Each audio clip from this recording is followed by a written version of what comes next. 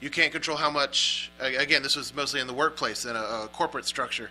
You can't worry about how much business is coming in. You can only affect it a little bit by maybe putting out more ads, making it more accessible, such like that. But at the end of the day, you can't make people come in. You can't, I can't make people come into the restaurant. I have no control over that. And as Christians, it's at that point that we have to give it to God. We can't control what's going on in the world. The world is simply what it is. And everything keeps moving. And fussing about anything that we can't actually put our hand to change, we're spending energy on it, and we're wasting that energy and emotion on it when we could be putting it to better purpose.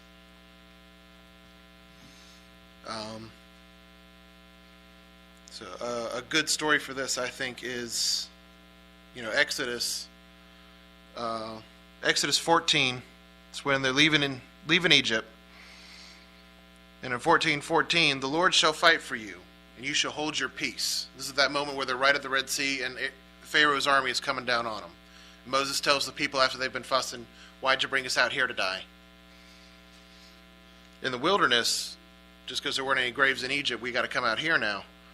And he says, keep your peace. God will fight for you. At the end of the day, they'd gotten to a point where they had no more control of the situation. They'd done as much walking as they could. You have to react to the situation, then they have to give it to God. They have to let God do what he's going to do. No matter what it is, whether it's he sends a fireball to destroy the Egyptian army, or what he did do, provide them a way to keep walking. So, recently, you guys know Sherry had some issues with her gallbladder. We took her in that one time. They took out the gallbladder, said, yeah, the wall was damaged. That's probably what was causing a lot of her pain. We got rid of this one stone that was too big.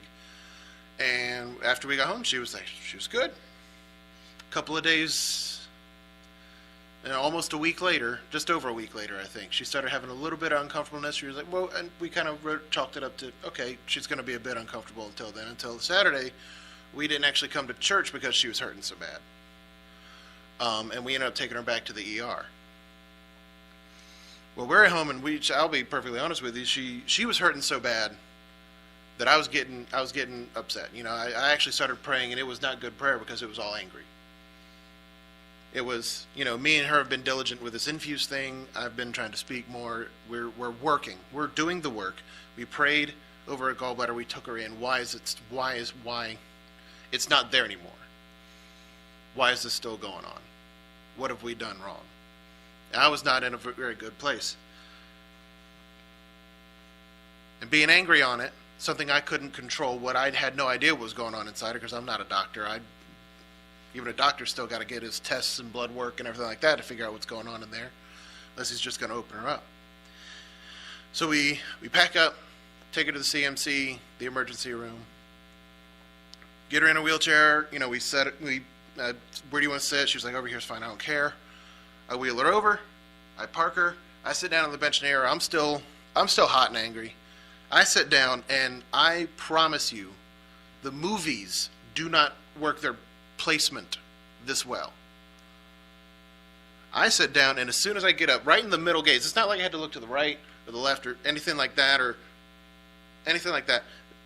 dead center of me, across the room, right, like I'm saying, right as my gaze reaches like that middle gaze where you're just going to sit there for a little bit and you're not looking at anything in particular, there's a Bible on the table across the room, not just laying there. They put it on a stand, so it's facing me.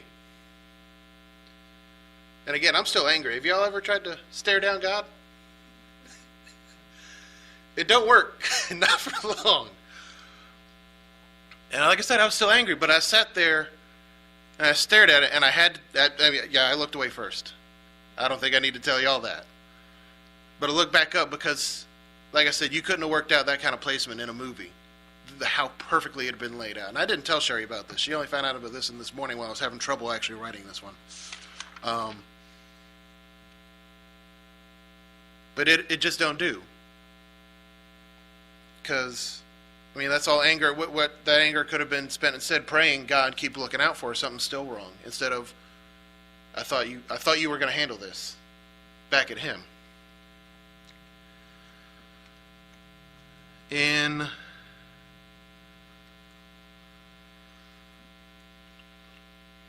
is it? I'm sorry. It's 1 Kings 19 and 11 and 12 I want to read in. And right here, this is when Elijah he's feeling pretty alone. He feels like he's the only one left worshiping God, that everyone else has set up their worship to other gods. And the Lord tells him, go forth and stand up on the mount before the Lord. And so he goes up into the mountain, and the Lord just passes by, and that's all he does. And a great and strong wind rent the mountains and brake in piece the rocks before the Lord. But the Lord wasn't in the wind. And after the wind, an earthquake, but the Lord was not in the earthquake. And after the earthquake, a fire, but the Lord was not in the fire. I'm going to stop reading right there. He's demonstrating to him that sometimes these things happen. Not everything is necessarily mind machination, that the wind just came and broke the rocks at that very moment, that there also happened to be an earthquake and a fire set up at that very moment. He wasn't forcing all that to happen. He's showing Elijah this stuff doesn't always, sometimes it just happens. The rain falls on the good and the bad. And he's showing him that. But then right there it says, and after the fire, a still small voice. That after all the tumult, after all the life that happens, there's still that little voice you got to listen to. And I think it really demonstrates that well. And in, I think best, what kind of demonstrates the concept that things are going to happen, that you don't have control over it. You have to give it back to him, because at the end of the day, this is how he set things up. Psalm 148, 7 and 8. I'll just read it real quick to y'all. This is a song of praise near the end of Psalms. Praise the Lord from the earth, you dragons and all deeps, fire and hail, snow and vapor, stormy wind, fulfilling his word. At this point he's saying all creation do it, but he's saying dragons. Some translations said sea monsters, which is a good thing to call any animal from the water, especially if you can't explore it very much, or they're all kind of scary, especially the deeper you go. Fire and hail, snow and vapor, or fog if you want to call it that. Stormy wind, fulfilling his word. Because what happened with Sherry, what happened with her was, I don't know how many of y'all know the full details, that there was a stone still in her system when we'd left and taken her gallbladder out, and it lodged itself in such a way that the stuff from her liver and her pancreas, instead of getting out, were slowly kind of back flooding into her and poisoning her. And that was causing all that pain on that Saturday. Just doing what God had already designed it to do. That all that pain was there to say, hey, something's still wrong. Go get her checked out. Go fix her. That it was just her body doing exactly what God had intended it to do, so that we could take care of her.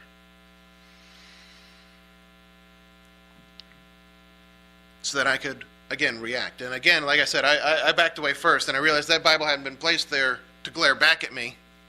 Like, you're going to raise your voice to me, maybe a little. But it was there to let me know he was still there. And I could kind of feel that hand on my shoulder once I've calmed down and realized it. And then we had to wait a little bit, but they finally took us back and into the ER, to examination room 7, of all things. And I kind of looked and I went, I get it, we're good. So, again, I don't want to sit down without the kind of bringing it to the macro, the idea that this world, again, has been set about in its ways at this point. We can't affect a whole lot of it. And I see a lot of the CNN and the Fox News at work. They like to leave those on at work with all this election stuff going on and the back and forth.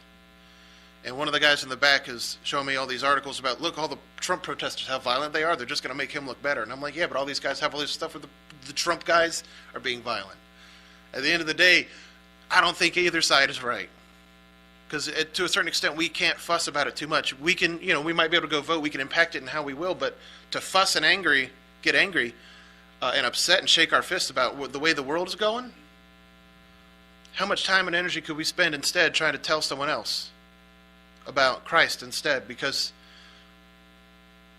this sort of downward slope that a lot of us say we gotta turn around, we gotta turn America around, we gotta turn the world around. That's a downward slope that even if we turn around, we're still going to be going down to get to the kingdom.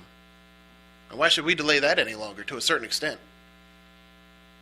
Rich Mullins, it reminded me, Rich Mullins, one time he was musing, this is during the Cold War that he was musing, and he talked about how he was in, I want to say Virginia, he might have been up in West Virginia or Carolina, but he was up in Appalachia, he was just looking at the mountains and how beautiful they were. And it just struck him how sad it was that, the Russians would want to bomb this, that they would want to destroy all this just to get at us. All this beautiful stuff. But then he stopped and thought about how, in the end times, those mountains are going to go down anyway. And he goes, so, to make some commie happy, let them have it. Because at the end, he said, we will judge the nations. And he's got his favorites picked out. If we fuss too much about what we can't control in this world, we lose a focus on the reward that we get in the next one. Because we're so worried about what should be in this one, and rightfully so, it should be. A lot of the stuff that goes on that we do tend to get upset about. But we waste our energy instead when we could just bring more people to the next one.